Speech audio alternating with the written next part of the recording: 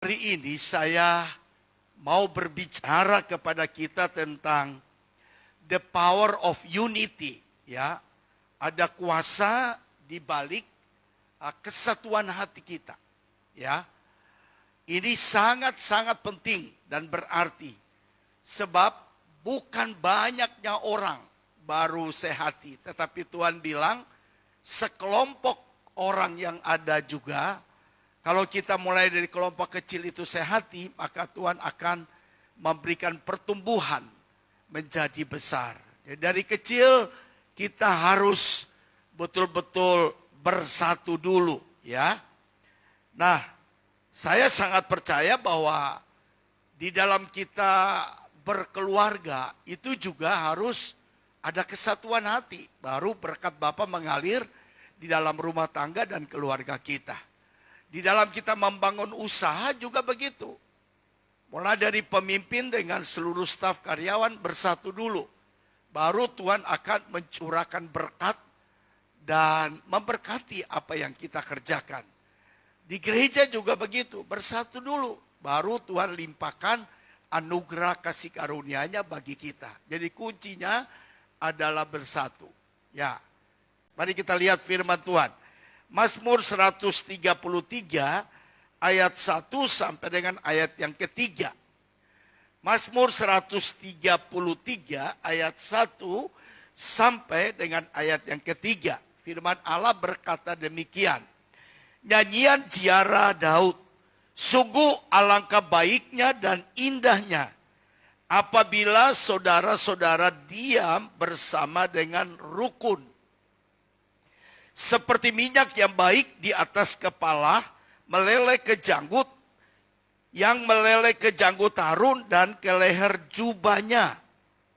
Seperti embun gunung Hermon, yang turun ke atas gunung-gunung Sion, sebab kesanalah Tuhan memerintahkan berkat kehidupan untuk selama-lamanya.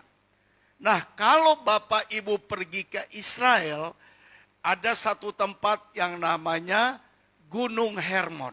Itu seringkali didatangi oleh orang di sana. Udaranya dingin karena ada beberapa sumber mata air di sana.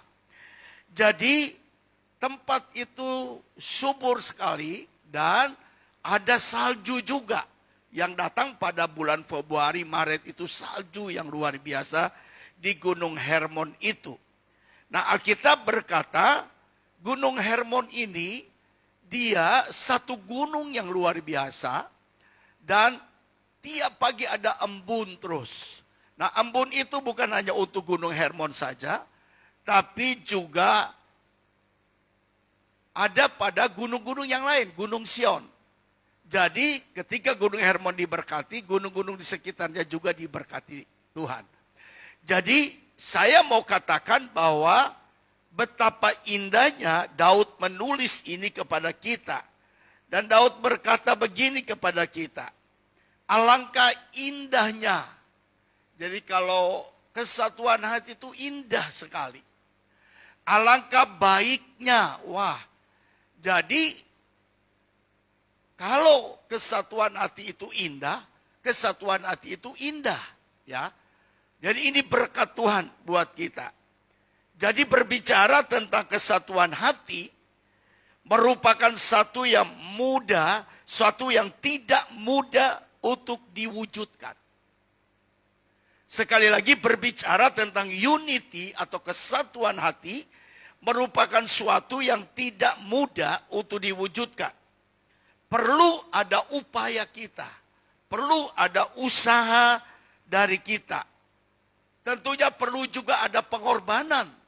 Untuk mau bersatu itu butuh pengorbanan, saudara-saudara. Butuh kesadaran dari kita sendiri sebagai individu-individu yang mengasihi Tuhan. Untuk mau bersatu. Kalau kita tidak sadar untuk mau bersatu, kita tidak akan bersatu. Kalau kita tidak ada upaya kerja keras untuk mau bersatu, juga kita tidak bisa bersatu. Jadi bersatu itu adalah sesuatu yang tidak mudah diwujudkan. Kalau dari dalam diri kita memang sudah menolak untuk tidak mau bersatu. Biarlah dia jalan sendiri, biarlah saya jalan sendiri. Ini akan membuat kita sendiri yang rugi, baik secara pribadi atau baik secara kelompok. Sekalipun sepertinya sulit, tetapi bagi Tuhan dan bagi orang yang percaya tidak ada yang mustahil. Yang percaya katakan amin. Manusia bilang, wah sukar sekali ya kita bersatu. Ya sulit sekali kita bisa unity. Tapi itu pendapat manusia. Tetapi bagi orang-orang yang sudah percaya Yesus, yang sudah mengenal Yesus, kalau di dalam dirinya ada kerinduan untuk mau bersatu dengan siapa saja, kita tidak pandang suku, ras, ya, bahasa, bangsa, tapi kita rindu bersatu. Dan saya percaya kesatuan itu akan membawa berkat Tuhan yang besar. Yang percaya, katakan amin. Jadi kita mulai dari sini, belajar dari sini untuk bersatu. Dalam keluarga harus bersatu. Suami, istri, anak-anak harus bersatu. Baru berkat Bapa mengalir. Tidak bisa jalan masing-masing, sendiri-sendiri tidak bisa. Ya, dalam gereja juga begitu. Dalam pemerintahan juga begitu. Kalau pemimpin-pemimpin di atas tidak bersatu, maka semuanya akan berantakan. Nah, mengapa Allah menghendaki kesatuan dan rukun-rukun baik-baik? Kenapa Allah ingin supaya itu terjadi? Yang pertama, dalam ayat yang pertama saya baca dalam Mazmur 33, sungguh alangkah baiknya dan indahnya apabila saudara-saudara diam bersama dengan rukun. Jadi indah, baik kalau kita rukun. Yang percaya katakan amin. Kalau kita unity, kalau kita satu, saling menghargai, saling menghormati, ya, saling mendoakan satu yang lain, ya, maka Tuhan akan mengerjakan bagiannya atas kita. Kesatuan itu kunci di mana terjadi pelipat gandaan. Kesatuan itu kunci terjadi multiplikasi. Penuaian jiwa-jiwa itu bisa terjadi karena kesatuan hati. Jadi mulai kita belajar untuk bisa menerima orang dalam keadaan dia punya kelebihan dan kekurangan. Kita harus bisa menerima mereka apa adanya. Nah, itu akan membuat kita bisa maju di dalam Tuhan. Jadi kesatuan itu baik. Segala hal yang baik itu datangnya dari Tuhan. Karena Tuhan tidak ingin sesuatu yang jahat. Tuhan ingin sesuatu yang baik. Segala yang baik itu pasti berasal dari Tuhan. Yang percaya, katakan amin. Yang kedua, kesatuan itu indah. Ya, sesuatu yang indah itu sangat menyenangkan hati kita. Dan membuat orang yang menerimanya akan merasa bahagia. Jadi kesatuan indah karena kalau kita bersatu, dilihat orang, dipandang orang, oh indah sekali. Dan itu bisa mendatangkan kebahagiaan tersendiri dalam hati kita, hidup kita. Dan orang yang melihat juga akan merasa bahagia. Waduh, mereka gereja tidak banyak jemaat. Tapi mereka tuh kompak, mereka itu satu. Dan di situ Tuhan pasti melawat dan memberkati kita. Sesuatu yang indah harus dirawat, sesuatu yang baik harus dipelihara oleh kita masing-masing. Yang percaya, katakan amin. Amin. Ya. Nah, bagaimana memelihara kesatuan dan hidup rukun? Nah, ini kita perlu pelajari dulu. Yang pertama adalah kita belajar saling mengampuni. Bagaimana memelihara kesatuan dan hidup rukun bersama? Yang pertama, belajar saling mengampuni. Ini yang pertama. Kolose 3 ayat 13 berkata begini, sabarlah kamu seorang terhadap yang lain, dan ampunilah seorang akan yang lain, apabila yang seorang menaruh dendam terhadap yang lain. Sama seperti Tuhan telah mengampuni kamu, kamu berbuat jugalah demikian. Nah, ini sangat penting bagi kita. Jangan ada dendam di antara kita. Jangan ada kebencian antara satu dengan lain. Sebab kita ikut Tuhan, ya. Ya, dikatakan sabarlah kamu seorang terhadap yang lain dan ampuni. Jadi kita memang punya karakter sabar, itu penting. Dan teristimewa kita juga mau mengampuni orang yang bersalah kepada kita. Jangan ada kita menyimpan amarah, dendam di hati kita. Kita tidak akan bisa bebas untuk memuji dan menyembah Tuhan. Karena pasti ada luka. Dan luka ini harus dibereskan, diselesaikan di dalam nama Yesus. Supaya kita plong untuk melayani, kita plong untuk menerima berkat dari Tuhan. Nah, hidup dalam sebuah komunitas pasti pernah terjadi kesalahpahaman. Ya, kesalahpahaman itu bisa terjadi dalam rumah tangga, suami istri bisa salah paham. Ya, kesalahpahaman itu juga banyak sekali terjadi dalam gereja. Hal yang kecil dibesar-besarkan, hal yang besar seharusnya kita kecilkan. Jadi kita tidak boleh sampai membuat komunitas kita ini terganggu, ya, karena kesalahpahaman untuk itu. Dan milikilah hati yang mengampuni. Kan ayat Kolose 3:13, kita harus punya jiwa besar untuk bisa mengampuni orang yang mungkin dia melukai kita, yang mungkin dia bersalah kepada kita, yang membuat kita luka hati. Tetapi kita harus bisa melepaskan pengampunan kepada orang yang pernah menyakiti hati kita. Kenapa? Karena kita punya Bapa yang mengampuni. Bapa mengampuni kita. Karena dia begitu mengasihi kita. Maka kita sebagai anak-anak Bapa juga harus bisa mengampuni orang yang bersalah kepada kita. Yang percaya, katakan amin. Karena pengampunan ini adalah kehendak Tuhan. Pengampunan itu yang Tuhan mau. Karena kalau kita mengampuni, kita bisa rukun kembali satu dengan yang lain. Mungkin saya 2 bulan di sini, sampai Oktober. Saya akan mengunjungi jemaat bersama istri. Saya akan melihat mereka dan mendoakan mereka. Karena saya percaya kalau kita tidak ada pendekatan kepada mereka. Ya, kalau mereka bersalah kita bilang ampunilah Pak Dedi yang bersalah. Nah, kita bisa menerima mereka apa adanya.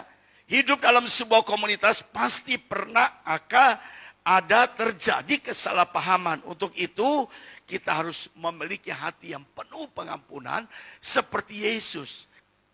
Dia mengampuni kita, dia menerima kita apa adanya. Ini yang pertama. Yang kedua, saling mengasihi. Saling mengasihi. 1 Yohanes 4 ayat yang ke-7 dikatakan, saudara-saudaraku yang kekasih, marilah kita saling mengasihi, sebab kasih itu berasal dari Allah. Dan setiap orang yang mengasihi lahir dari Allah dan mengenal Allah. Setiap pribadi yang mengenal Allah sebagai Bapa, sebagai Tuhan dalam hidupnya, dia pasti punya hati yang penuh mengasihi. Dia tidak membenci orang, tetapi dia mengasihi siapa saja. Ya. 1 Yohanes 4 ayat 11-12. Saudara-saudaraku yang kekasih, jikalau Allah demikian mengasihi kita, betapa dahsyatnya Allah mengasihi kita, maka haruslah kita juga saling mengasihi. Tidak ada seorang pun yang pernah melihat Allah.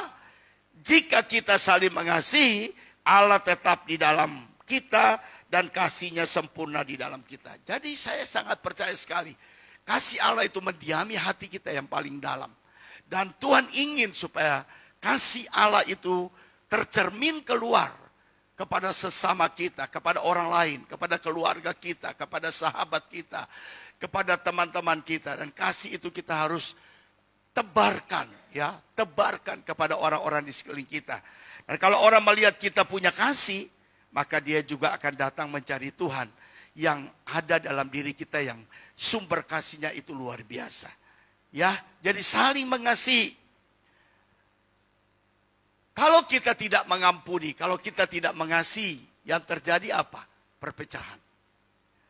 Dan Tuhan tidak rindu perpecahan. Perpecahan dalam rumah tangga. Kebanyakan suami istri bercerai karena apa? Tidak ada kasih dalam rumah tangga. Masing-masing jalan sendiri, ya. Bisa terjadi perpecahan dalam rumah tangga. Gereja juga bisa terjadi perpecahan kalau tidak ada unity. Kita tidak bisa melepaskan pengampunan kepada sesama kita. Kita tidak bisa mengasihi orang dan menerima orang apa adanya seperti Yesus menerima kita dengan dosa yang begitu banyak. Sampai dia mati di atas kayu salib. Itu salah satu pengorbanan Yesus yang baik bagi kita semua. Dan apa yang terjadi perpecahan? Karena banyak kritik daripada pujian. Seharusnya sebagai orang percaya, kita harus banyak memberi pujian kepada orang. Kita tidak boleh banyak mengkritik orang. Karena kadang-kadang kita lebih gampang mengkritik orang daripada memuji orang. Sebenarnya kalau orang melayani dengan baik, saya selalu bilang, wah kamu mimpin pujian bagus sekali ya, suara kamu bagus, kamu menjadi berkat. Kalau ada orang yang khotbah bagus, saya bilang memang khotbahnya bagus, baik, diberkati Tuhan. Jadi kita juga tahu bahwa kebutuhan sosial manusia itu adalah ingin dipuji. Sehingga kita juga harus memuji orang. Ya, sesekali kita juga harus memuji dia kalau dia dapat melayani dengan baik. Jangan mengkritik. Ya, kadang-kadang memang ada banyak orang yang suka mengkritik. Kritik khotbah, kritik WL, kritik pemain musik. Ya, tapi kadang-kadang teguran juga itu, kritik juga merupakan teguran bagi kita. Dan kalau teguran itu baik, kita terima. Dan kita harus berubah. Jangan udah salah diomongin malah ngeyel. Gak bisa. Kalau udah salah diomongin, oh tahu, oh ya saya salah ya. Tadi saya memang buat begitu sehingga Pak Didi tegurkan saya.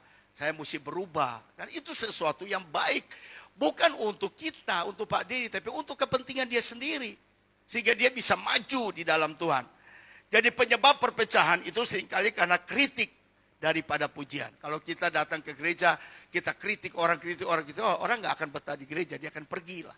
Dia tidak mau di gereja karena banyak kritik. Pendeta juga begitu, kalau dikritik-kritik khotbahnya, wah kamu khotbah nggak bagus. Ya, dia juga lama-lama diundang lagi, oh nggak mau khotbah. Jadi kita harus betul-betul jauhi penyebab perpecahan ini. Banyak kritik daripada pujian. Perbanyak pujian kepada siapa saja. Sehingga orang akan senang dan betah di dalam kita beribadah. Yang kedua adalah suka mencela. Suka mencela ini juga adalah perpecahan. Bisa menimbulkan perpecahan dalam rumah tangga, gereja, di mana saja kita berkomunitas. Suka menghakimi, apalagi kita suka menghakimi orang. Tahukah kita ketika kita menunjuk satu jari ke arah orang, kamu salah, kamu gak benar. Itu 4 jari ke arah kita nih lihat. Itu berarti Tuhan ingatkan kita, 4 jari tunjuk ke dada kita. Berarti kita lebih banyak kesalahan daripada orang yang kita tunjuk 1 jari saja. Tapi 4 jari datang kepada kita. Ya. Jadi kita harus sadari. Kadang-kadang banyak orang lebih gampang menghakimi, menuding, menunjuk-nunjuk orang dengan 1 jari. Padahal dia tidak sadar bahwa dia juga punya kekurangan, kelemahan. Kalau ada di antara kita hari ini bertobat. Mungkin di Hope tidak ada. Tapi di sana sini banyak. Ya, yang ketiga adalah 4 adalah bergosip. Ya, kalau orang suka gosip juga tidak membawa kesatuan, itu membawa perpecahan. Gosip sana, gosip sini, gosip sana, gosip sini. Berhentilah, karena gosip itu alat setan. Dengar baik, gosip itu alat setan. Jadi kita harus hindari apa yang diperalat oleh setan untuk kita bisa saling bermusuhan satu yang lain. Kemudian terjadinya perpecahan juga. Itu karena dosa kesombongan. Ya. Keangkuhan, saudara-saudara.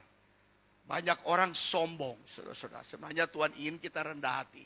Nanti saya bicara. Kalau kita mulai dipakai Tuhan, kita harus rendah hati. Semakin hari seperti padi yang kalau dia sudah banyak buahnya, dia menunduk ya. Kekristenan hidup kita juga begitu.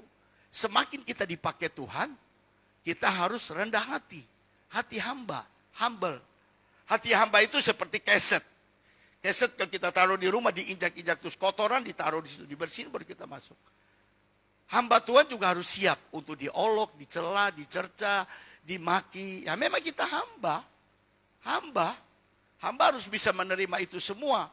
Dan hamba itu harus memperbaiki sebuah kelakuan-kelakuan yang memang tidak benar dalam hidup kita. Harus kita perbaiki supaya kita menjadi alat bagi kemuliaan Tuhan. Sebab Allah melawan orang yang congkak. Allah melawan orang yang sombong. Jadi rendah hati itu sangat penting. Nah, bagaimana agar tercipta kesatuan? Mari kita lihat Filipi yang lagu tadi dinyanyi terakhir oleh Debbie. Filipi 2 ayat 1 sampai 2 sampai 5 saya baca. Jadi karena dalam Kristus ada nasihat. Ya, dalam Kristus ada nasihat. Kita mesti terima nasihat dari Tuhan. Di dalam Kristus ada penghiburan. Ada penghiburan. Di dalam Kristus ada kasih, ada persekutuan roh, ada kasih mesra, dan belas kasihan. Karena itu sempurnakanlah sukacitaku dengan ini. Hendaklah kamu sehati, sepikir, dalam satu kasih, satu jiwa, dan satu tujuan. Kita harus sepikir, sehati, sejiwa, satu tujuan. Nah, tujuan kita apa? Untuk bergereja. Tujuan sebenarnya adalah kita harus mempersiapkan jemaat yang solid, jemaat yang kuat untuk masuk surga. Kalau kita semua yang ada ini bisa masuk surga, indah sekali.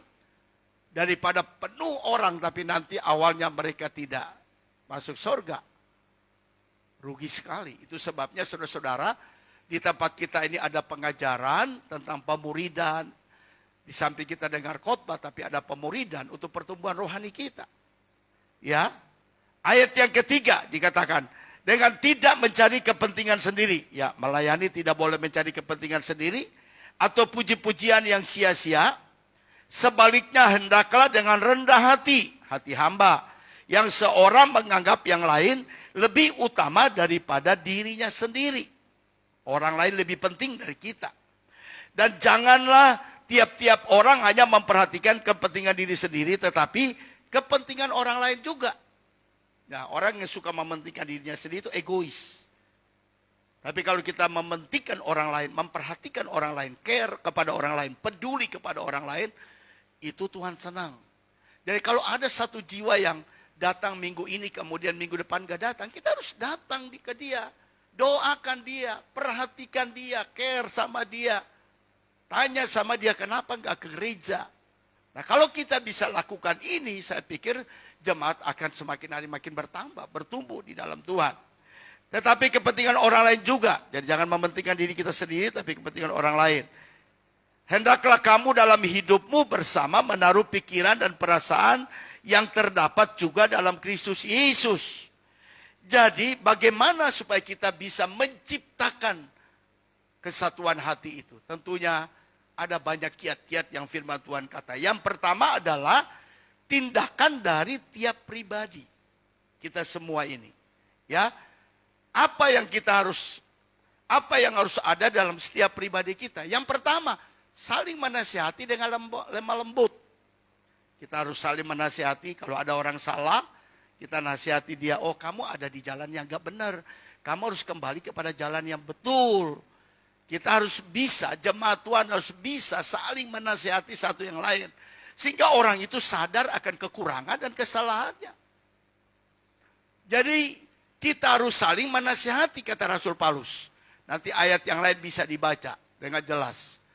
Ya, Galatia 6 ayat 1 berkata, saudara-saudara, kalaupun seorang kedapatan melakukan satu pelanggaran, maka kamu yang rohani harus memimpin orang itu ke jalan yang benar. Dalam roh lemah lembut sambil menjaga dirimu sendiri, supaya kamu juga jangan kena pencobaan. Waduh, nasihat Paulus ini luar biasa sekali. Saya sangat diberkati beberapa hari dengan pelajaran. Tiap minggu saya khotbah, tapi khotbah yang berbeda-beda, tidak khotbah yang sama. Karena saya memang mendalami dan baca firman. Nah, jadi saling menasihati ini penting. Saya berdoa kita semua adalah motivator-motivator yang baik di dalam gereja ini. Yang percaya, katakan amin. Jangan jadi provokator. Beda motivator dan provokator. Provokator itu kalau dia datang di gereja, satu orang saja itu berbahaya di gereja. Dia suka menjelekan pendeta. Gembala sendiri aja dia jelekin. Itu tidak akan bisa membuat satu perubahan besar dalam pelayanannya. Seharusnya dia harus doa gembalanya. Dia harus support dan dukung. Baru kemajuan itu bisa terjadi. Jadi kita tidak boleh sombong dan egois. Tapi kita harus saling menasihati. Semua kita yang mengerti firman harus saling menasihati satu yang lain. Itu Tuhan ajarkan kepada kita. Menasihati dengan apa? Roh yang lemah lembut. Ya. Lemah lembut. Ya. Lemah lembut itu saya lihat berasal dari kata empu, perempuan. Perempuan. empuk. Perempuan itu artinya lemah lembut. Jangan ada perempuan kayak laki-laki, maco. Perempuan harus sopan, lemah lembut, bicara juga lemah lembut. Nah itu perempuan. Jadi perempuan tidak boleh lebih dominan dari laki, suaminya. Rumah tangga akan jadi hancur. Pemimpin, suami itu adalah pemimpin, kepala rumah tangga. Jadi harus ikut turut kepada apa yang diberitahukan kepada pemimpin. Ya, itu sebabnya firman Tuhan berkata, tunduklah kepada suami, bukan tanduklah kepada suami. Ada yang suka tanduk suami, bertobat dalam nama Yesus. Mbak Heni tidak tanduk ya. Mbak Heni tunduk. Hormat. Ya, tunduk itu hormat. Dia menghargai suaminya. Baru rumah tangganya diberkati Tuhan. Kemudian yang terakhir ini, memberi penghiburan kasih. Ya kita juga memberi penghiburan kasih.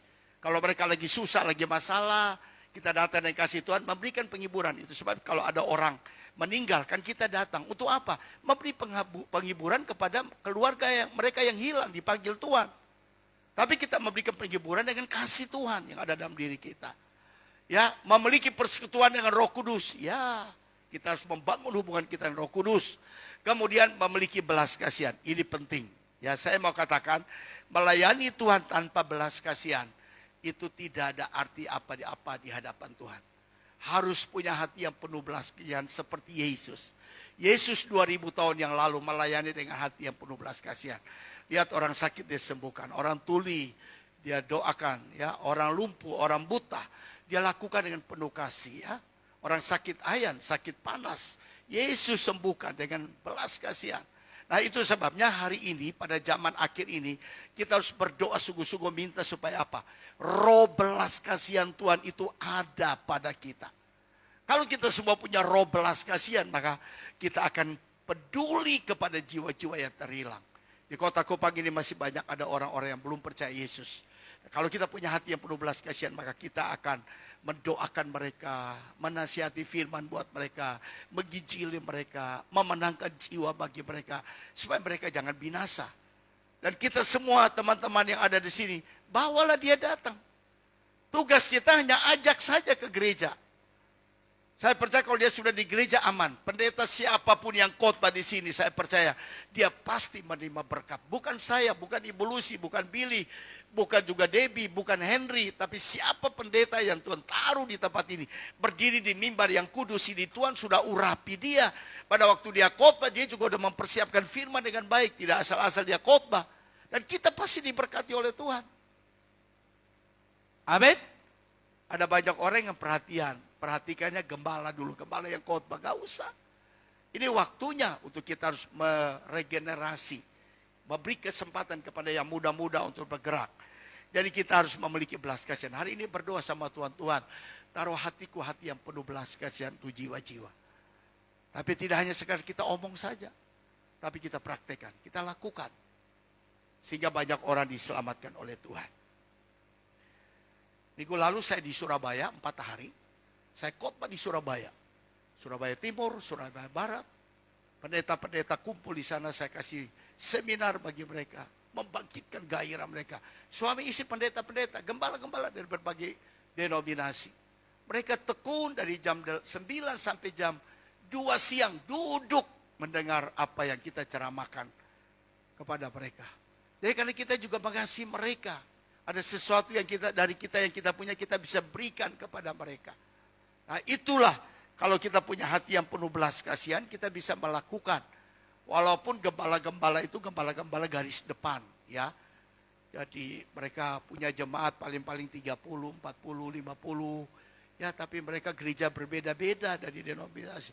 Ada GPDI, ada GSA, ada GBI, ada Katolik juga. Mereka datang untuk mendengar firman. Tapi apa? Kita kasih makan. Itu dia. Satu orang dikasih makan nasi bungkus 30.000. Kita beli. Jadi 4,5 juta kita bayar. Pesan nasi. Saya bakmi kakak saya nggak tahu jauh nggak dari Surabaya Timur. Kalau ada saya pesan bakmi kakak itu sebenarnya. Kasih makan mereka. Kita bayar 4,5 juta khusus makanan buat mereka. Kenapa? Kita lihat mereka udah datang jauh-jauh. Wah, ada yang jauh datang. Ya, kita pikir kalau seminar pasti mereka lapar. Kita kasih makan siang. Kita juga kasih teh, kopi, snack kita berikan kepada mereka. Karena itulah memang tugas kita mengasihi sesama dan punya belas kasihan. Jadi itu yang pertama. Tindakan dari tiap pribadi kita harus ada. Hidup kita harus saling mengasihi, saling memperhatikan dengan lemah lembut, memberi penghiburan kasih, memiliki persekutuan dengan Roh Kudus, memiliki belas kasihan. Hati yang penuh belas kasihan harus ada dalam diri kita sebagai murid Kristus. Yang kedua adalah satu visi dan tujuan yang sama. Ini penting, satu visi dan tujuan yang sama. Filipi 2 ayat yang kedua berkata, karena itu sempurnakanlah sukacitaku dengan ini. Hendaklah kamu sehati, sepikir, dalam satu kasih, satu jiwa, satu tujuan. Setiap kita harus mendukung visi dari Tuhan melalui gembala dan pemimpin kita. Jadi kalau kita sudah menempatkan visi kita ada, visi misi sana, kita harus terima dan hafal itu visi misi. Tujuan gereja kita itu apa? Supaya orang tahu. Tiap tahun kita akan punya tema tahunan. Dan itu juga kita harus bisa menerima. Sekarang kita punya tema tahunan faithfulness, kesetiaan. Memang Tuhan ajar kita semua harus setia. Dalam perkara kecil, perkara besar. Setia dulu baru Tuhan akan kerjakan sesuatu yang besar dalam hidup kita. Akan ada terobosan-terobosan. Akan ada breakthrough yang ke depan Tuhan akan kerjakan bagi kita. Ya, pekerjaan pelayanan akan terasa mudah dan ringan bila dikerjakan bersama-sama. Together. Gak bisa satu orang yang kerja sendiri. Pak Dedi gak bisa kerja sendiri. Saya butuh Ibu Lucy. Saya butuh Billy. Butuh Henry. Butuh Debbie. Ya, butuh semua kita yang melayani. Tim musik, tim pemuji, kaum Lewi. Semua bersama-sama. Jadi kita harus melayani bersama-sama. Jangan sendiri yang menonjol. Tidak. Sama-sama melayani. Karena ini pekerjaan Tuhan. Setiap orang akan mengalami sukacita bila setiap orang saling menopang. Yang percaya katakan amin. Kalau kita semua saling mendukung, saling menopang, yang berat kita bantu supaya dia jadi ringan. Jangan semua ditumpukan kepada satu orang, tidak. Jadi satu visi, satu tujuan, mari ayo kita gandeng tangan bersama-sama melayani. Ini membuktikan kesatuan hati kita. Yang ketiga adalah memiliki sikap hati yang benar. Nah, mari kita lihat sikap hati yang benar apa yang Paulus katakan. Filipi 2 ayat 3, 4. Dengan tidak mencari kepentingan sendiri. Tidak boleh cari pujian sendiri. Mau menang sendiri. Ya, atau dapat puji-pujian yang sia-sia. Melayani Tuhan tidak dipuji juga nggak apa-apa. Tidak dilihat orang nggak apa-apa. Yang penting dilihat Tuhan. Amin. Itu sebabnya saya mau beritahukan. Tanggung jawab seorang pengurus yang udah bilang saya mau jadi pengurus. Ya, didoakan di sini, doa diurapi. Tapi kalau dia tidak laksanakan. Doa aja nggak pernah datang, malas. Itu tanggung jawab besar di hadapan Tuhan. Nanti dia ke surga, Tuhan tanya, kok jadi pengurus Hope, kok tidak buat apa-apa? Celakalah kita, saudara-saudara. Jadi kalau memang kita tidak bisa jadi tanggung jawab dan tidak bisa doa, tidak bisa apa semua, lebih baik kita bilang aja, udah saya nggak jadi pengurus. Jadi jemaat saja. Karena pasti akan yang lain, waduh, kok itu? Kadang-kadang gembala yang disalahkan. Kok yang itu tuh nggak pernah hadir, nggak pernah nongol. Saya yang disalahkan terus. Padahal saya sudah menunjukkan dia dan dia punya kapasitas, dia punya kemampuan yang baik. Dan coba kita, mari sama-sama, tunjukkanlah kerjasama kita yang baik. Saya percaya gereja ini akan maju dengan dahsyat. Yang percaya katakan amin. Jadi Tuhan ajarkan, jangan hanya mau dipuji saja. Ya, sebaliknya hendaklah dengan rendah hati. Sekali lagi Tuhan bilang rendah hati. Melayani Tuhan harus rendah hati, rendah hati. Ya. Rendah hati yang seorang menganggap yang lebih utama daripada diri sendiri, ya. Dan janganlah tiap-tiap orang hanya memperhatikan kepentingan sendiri tetapi kepentingan orang banyak. Saling memperhatikan satu yang lain. Jadi memiliki sikap hati yang benar. Ini sikap hati yang benar yang Tuhan ajarkan, yang firman Tuhan ajarkan kepada kita semua. Sikap hati ini ditujukan melalui apa? Ini lihat, ini penting nih. Sikap hati ditujukan melalui ini penting sekali. Tidak berambisi pribadi. Ya, kita tunjukkan sikap hati kita. Saya nggak berambisi, saya melayani aja. Karena saya percaya kalau kesempatan Tuhan berikan kepada saya untuk melayani, itu sudah terlalu baik, terlalu indah yang Dia berikan kepada kita. Yang kedua, tidak menjadi pujian yang sia-sia. Kita bilang tadi itu. Kemudian rendah hati, ya kita harus rendah hati. Menganggap orang lain lebih yang utama daripada kita. Ya, itu kita betul-betul menghargai dan memperhatikan orang lain.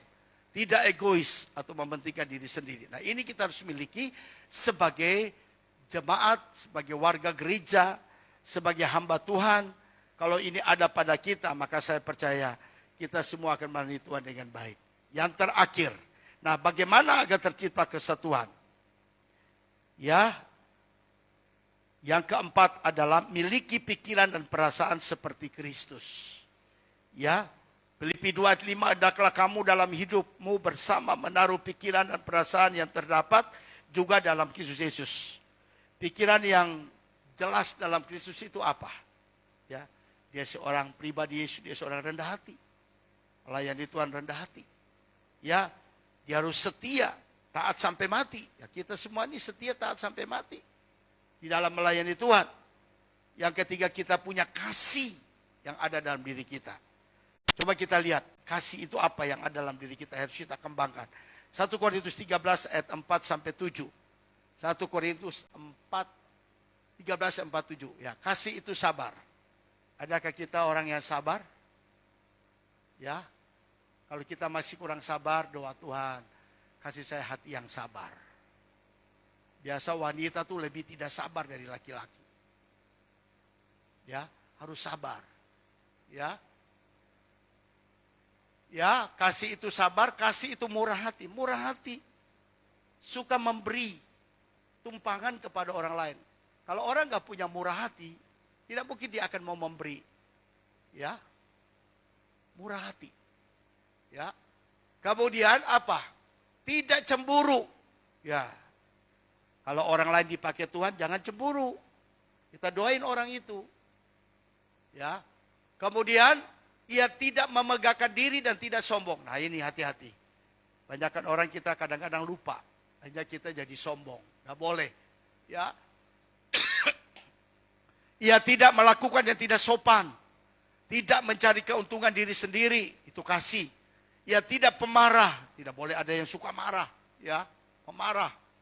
Dikit-dikit marah. Dikit-dikit marah. Dan tidak menyimpan kesalahan orang lain. Nah, ini dendam. Kalau dia udah marah orang, wah susah sekali ampuni, biarin. Wah benci sama dia. Padahal dia nggak tahu Tuhan ajarkan, kita tidak boleh membalas kejahatan dengan kejahatan, tapi kita membalas kejahatan dengan kebaikan. Kalau orang jahat sama kita, kita tetap baik sama orang itu. Baru berkat Tuhan itu akan mengalir dalam hidup kita dan keluarga kita. Apa saja yang kita kerjakan, Tuhan buat menjadi beruntung dan berhasil dalam hidup kita.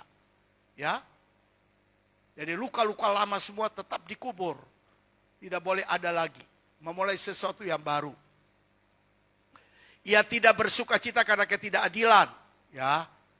Tetapi ia bersuka cita karena kebenaran. Karena kebenaran kita bersuka cita. Kenapa? Karena Yesus itu sumber kebenaran.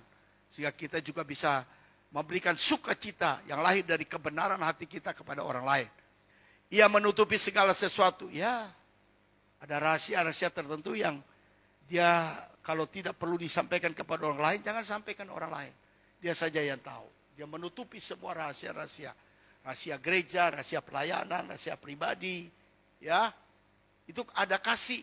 Percaya segala sesuatu. Mengharapkan segala sesuatu. Sabar menanggung segala sesuatu. Luar biasa. Ini Tuhan ajarkan kepada kita supaya jemaat Tuhan di tempat ini betul-betul kita punya kasih. Seperti Yesus punya kasih. Yesus itu sabar. Nah, yang terakhir adalah berkat di balik kesatuan hati. Nah, ini ditulis di dalam Mazmur 133 ayat 2. Seperti minyak yang baik di atas kepala meleleh ke janggut, yang meleleh ke janggut Harun dan ke leher jubahnya. Minyak yang baik itu apa? Minyak yang baik itu melambang kuasa.